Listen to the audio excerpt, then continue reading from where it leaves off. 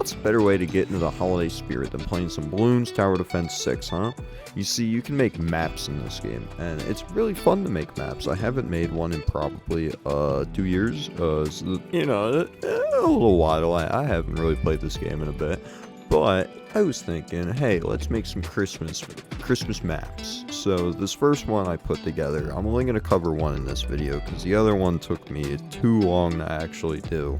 But this first one I thought, let's make something easy. Let's make it simple, straightforward.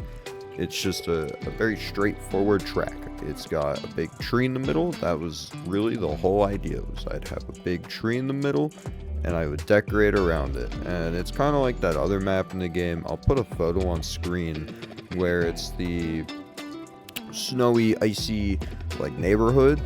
So it's kind of like that, except easier, because the balloons wrap around like once or twice, and then that gives you a lot of track length to be able to actually take them down.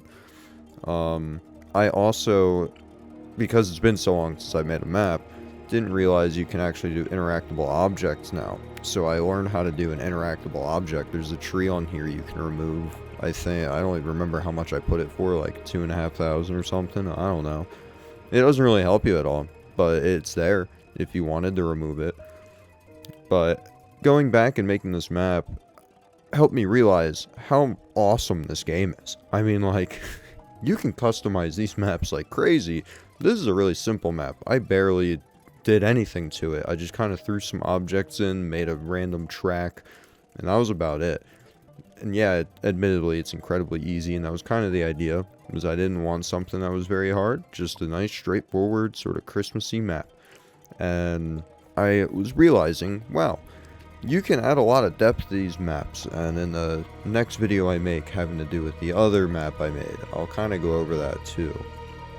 But they also added in, like, some map editing packs you can buy using monkey money. I didn't know that was a thing either. So there was a Christmas one and like a Candyland one. I got both of them because I had monkey money to spare. I mean, I don't touch this game super often. I do play it maybe once a week, but I don't play it like enough to have an insane amount of monkey money in the pack. Now, going along with the holiday spirit, if you haven't seen, there's this newer hero called Silas, and he's kind of like a magic monkey hero, he's kind of like an ice monkey hero. He's honestly really strong. He's probably one of the best heroes in the game right now. Maybe, I don't know. It's hard to top Geraldo, of course. Geraldo and Corvus are kind of just busted nuts. But Silas is also insanely good. I mean, he's basically like an absolute zero. You can place him down, and he's like an Arctic wind. He slows down balloons next to him. He lets you place other monkeys on water with him. He can freeze balloons. He can let monkeys do extra damage to his chilled balloons or whatever. He is honestly kind of insane. His abilities are nuts too. I mean, he can let ice monkeys get extra damage, like these little ice shards that come around him.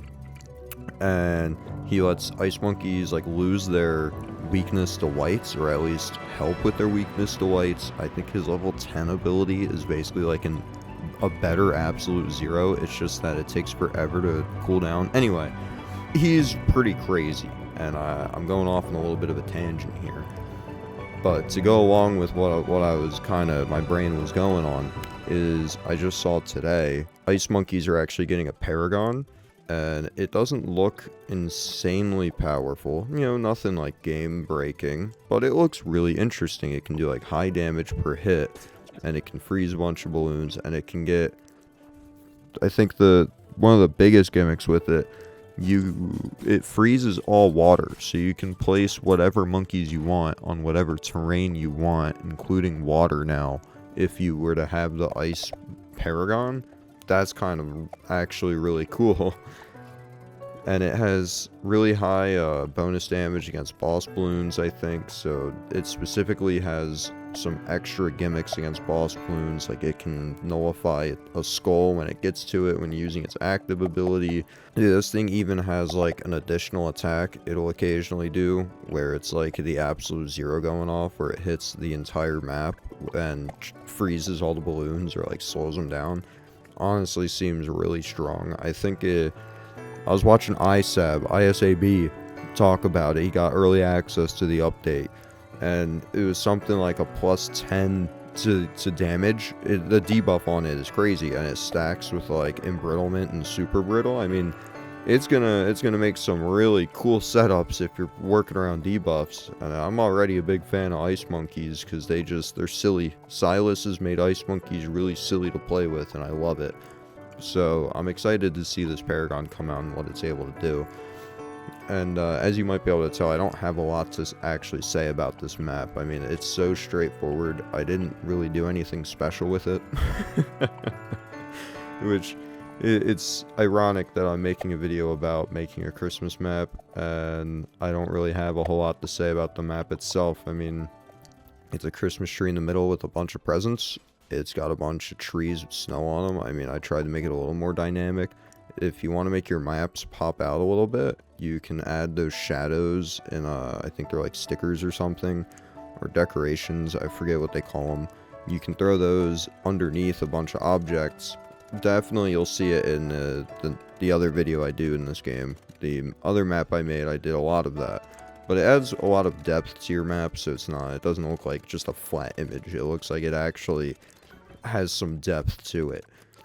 And you can also take, if you look at the left side of the map here, we've got that sort of like oak wood, Minecraft oak wood building there with the chimney. You can take snow like I put on top of it, and if you elevate it really high up, it'll look like it's on top of the building. So that's one way you can kind of take objects that don't really look like they might fit in and then make them have an aesthetic that fits in. It's just take random other things and put it above it. I mean, I put a little mistletoe on it too. Shout out.